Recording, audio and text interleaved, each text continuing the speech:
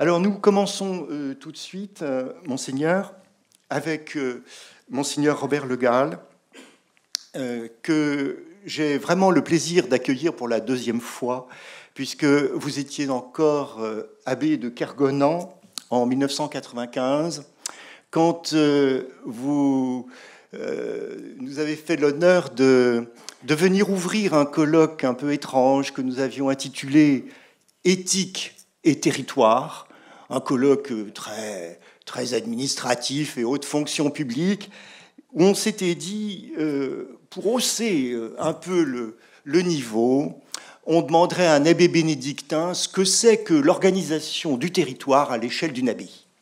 Aujourd'hui, Monseigneur, vous qui êtes spécialiste de liturgie, on n'oublie pas le dictionnaire de liturgie que vous avez publié il y a déjà longtemps, mais qui continue de faire référence. Vous allez nous dire ce que c'est qu'une église. Vous avez la parole.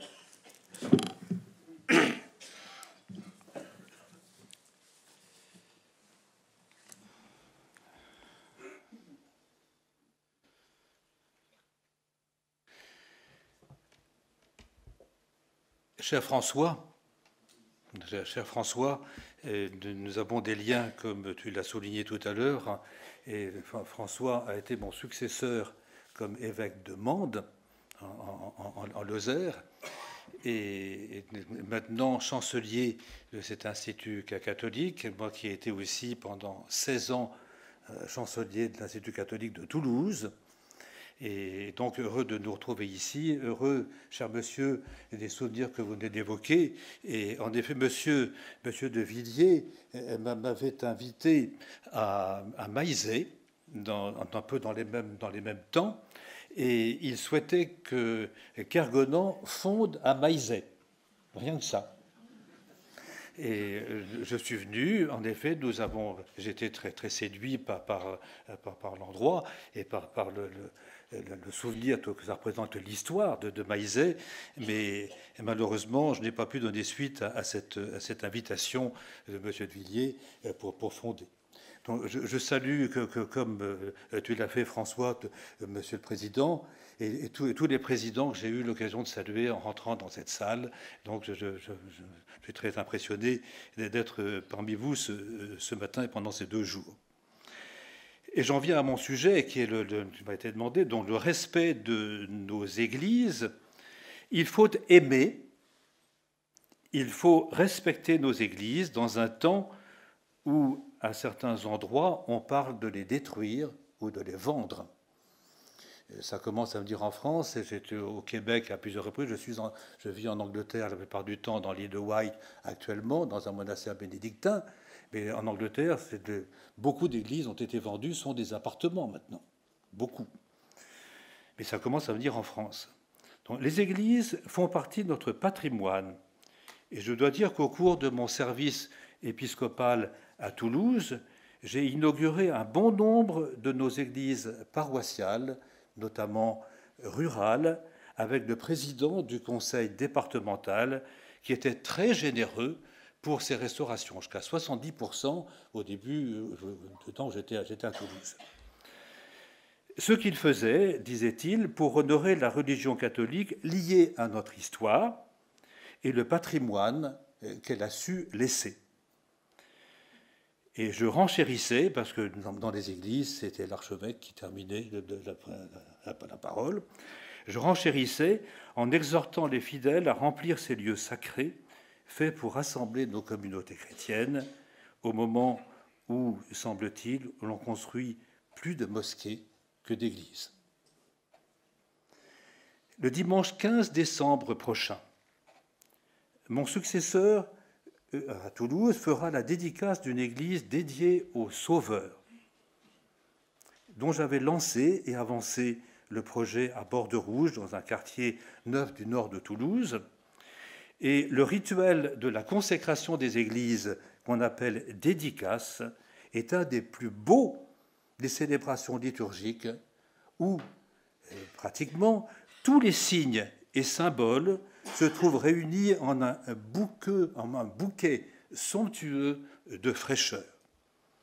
Espace architecture, matériaux, couleurs, saveurs, odeurs, vêtements, instruments s'y retrouvent avec l'encens, la lumière, la musique, le vin et l'eau, l'huile et le feu.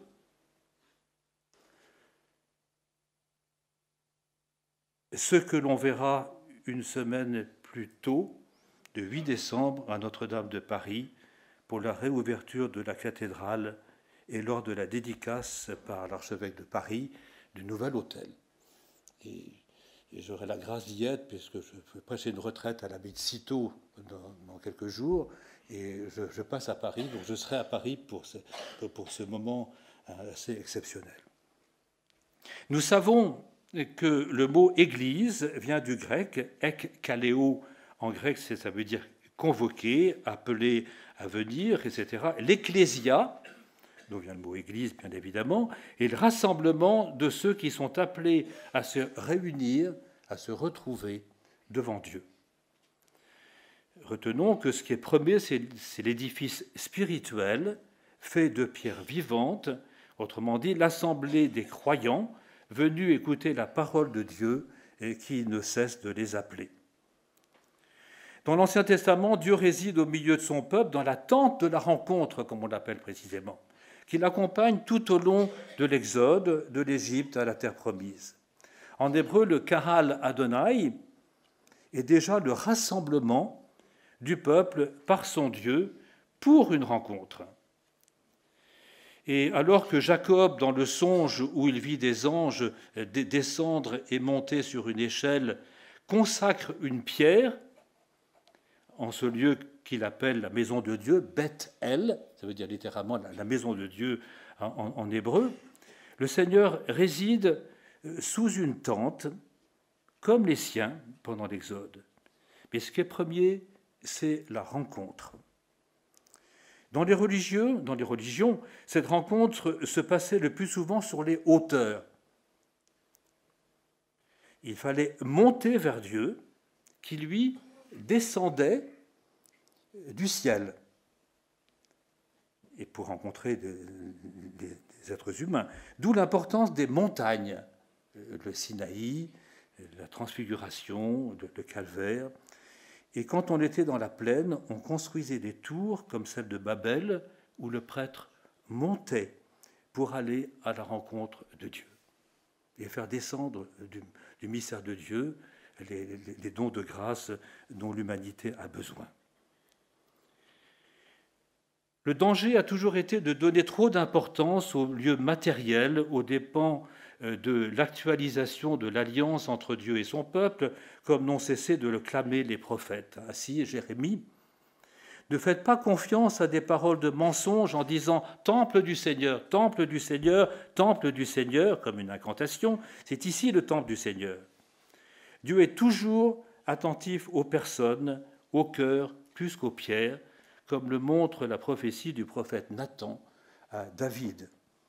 Dieu ne veut pas qu'il lui construise un temple, il préfère prendre soin de sa dynastie, qui est la maison de David.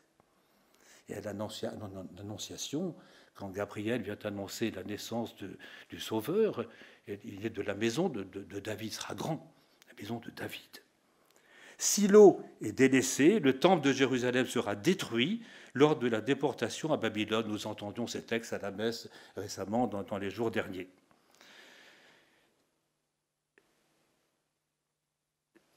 Pourtant, en chassant les vendeurs du temple, Jésus veut montrer fortement qu'il est, lui, la maison de son Père.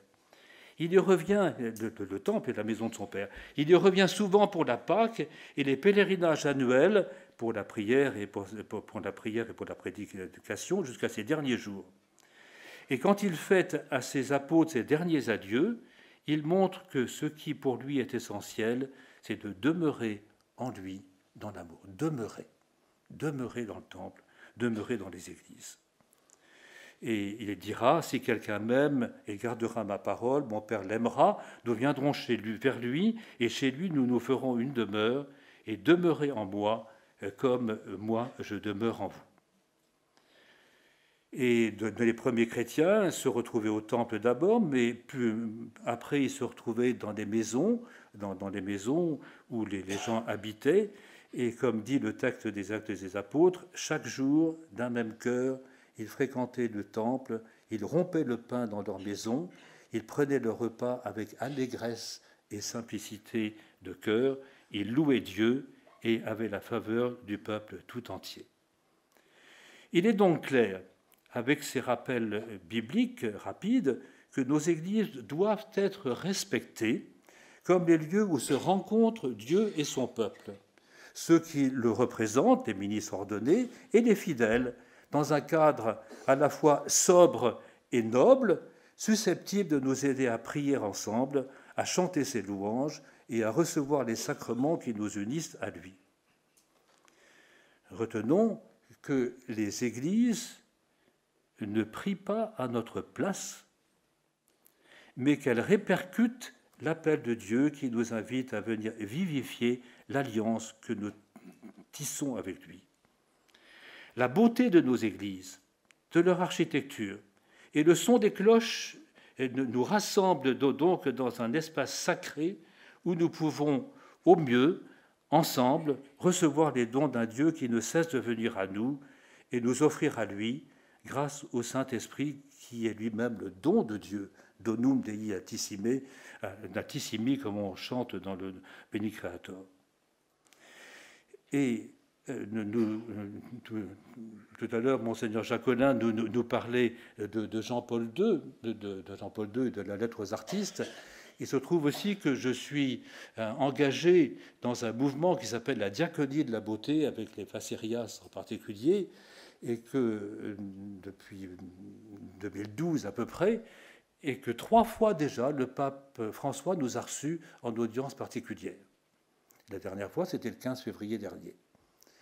Et le pape François n'est pas un esthète, n'est pas un homme qui est un homme d'art au premier abord.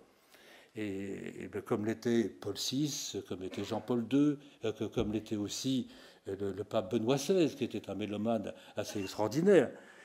Mais je le lui ai dit à plusieurs reprises, il ne cesse de parler de la beauté dans ses textes. Et c'est la beauté analogique de toutes ses formes. En particulier, il parle même de la beauté du cirque. Vraiment. Et dans tous ces documents, le dernier qu'il vient d'écrire, la lettre encyclique sur le Sacré-Cœur, sur le cœur divin et humain de Jésus, plusieurs fois, la beauté revient encore. C'est assez impressionnant.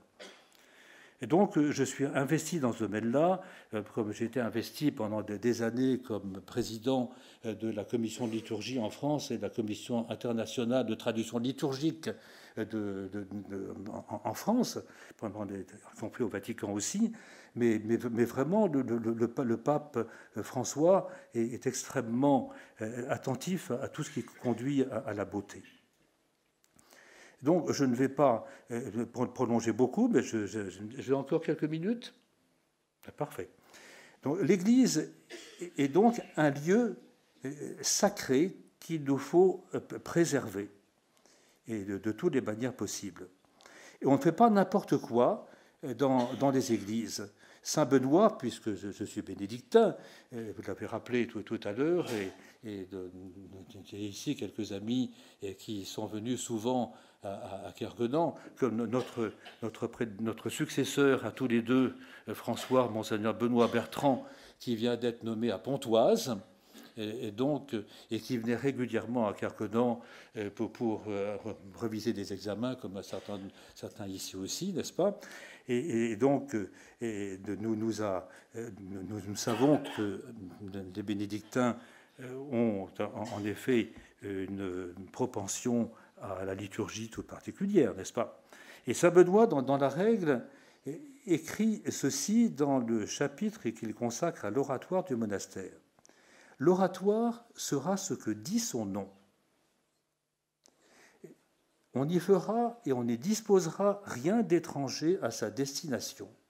L'office divin étant terminé, tous les frères sortiront dans un profond silence et on observera la révérence envers Dieu. la révérence, reverencia, c'est une forme éminente de respect. En sorte que si quelqu'un veut rester pour prier en son particulier, il n'en soit pas empêché par l'importunité d'un autre.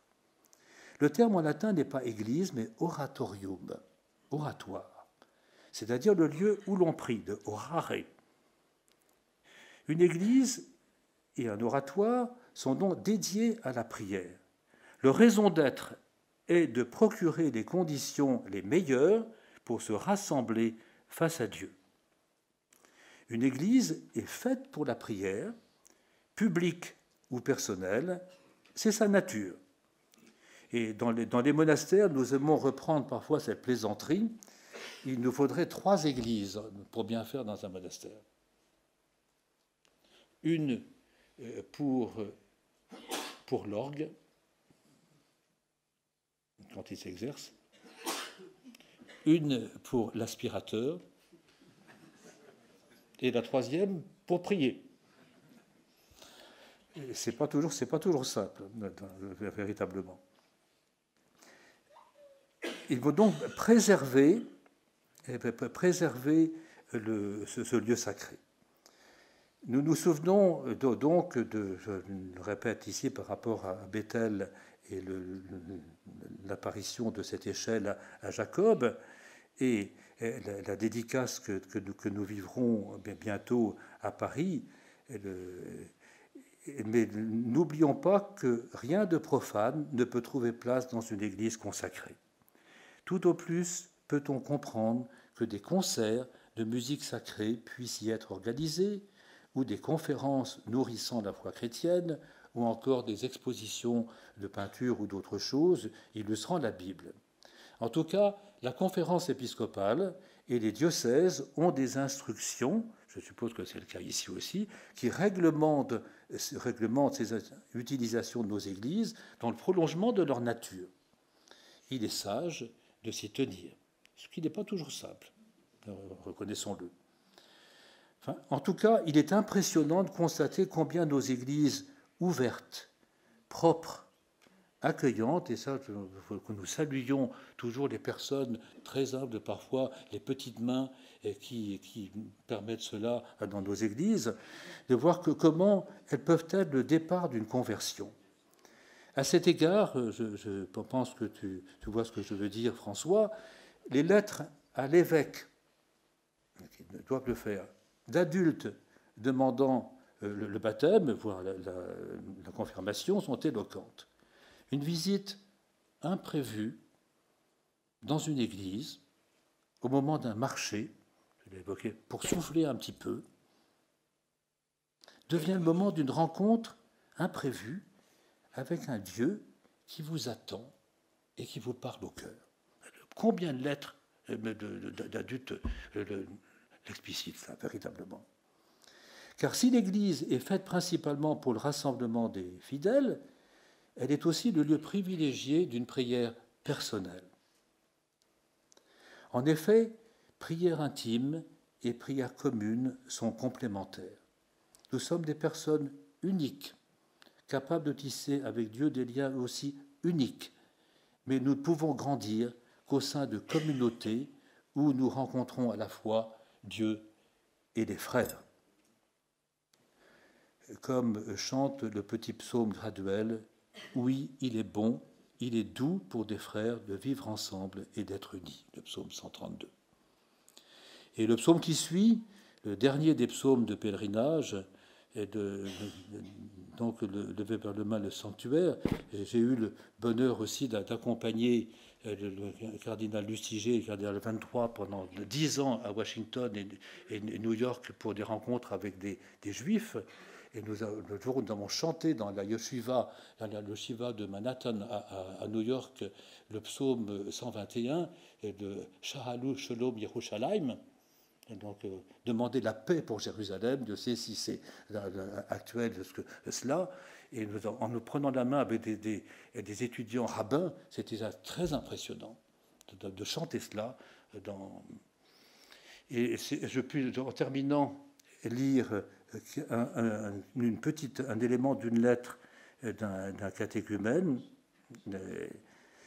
Ma démarche savez, dans notre ministère, sur l'ordinateur, etc., je gardais un certain nombre d'extraits de lettres. On pourra en faire d'un ouvrage, même c'est assez impressionnant de voir comment Dieu se manifeste dans beaucoup de gens, beaucoup plus qu'on ne pense. Ma démarche, m'écrit donc un des catéchumènes, de demander le baptême est l'aboutissement d'une réflexion en même temps qu'elle est un nouveau départ. Durant mes années d'études, cherchant sûrement du soutien, je regardais la flèche des églises. La flèche des églises. Le diocèse de Luçon, et en arrivant hier soir, dans la nuit, et donc j'ai vu, en arrivant à l'évêché, la flèche de la cathédrale. Donc je regardais la flèche des églises. Un jour, j'y suis entré et y ai trouvé une belle paix. Je ne peux l'expliquer par une éducation religieuse, je n'en ai eu aucune. Mon père est médecin retraité, il est athée, venant par son père d'une famille juive des pays de l'Est, mais avec une mère catholique, tant et si bien qu'aucune religion ne lui a été donnée. Et à la suite s'est forgée en moi la conviction que quelqu'un était à mes côtés, présent pour m'accompagner, et que notre monde ne pouvait être le fruit du hasard. Rome, Lourdes, et tout ceci m'a impressionné, et Jésus-Christ pour moi est avant tout un immense espoir. On peut redire aujourd'hui. Dieu révélé est non seulement bien présent à nos côtés, mais il nous a envoyé son Fils pour donner son amour à toute l'humanité et nous indiquer que nous pourrions tous être sauvés en agissant nous-mêmes pour le bien commun. Et merci de votre attention.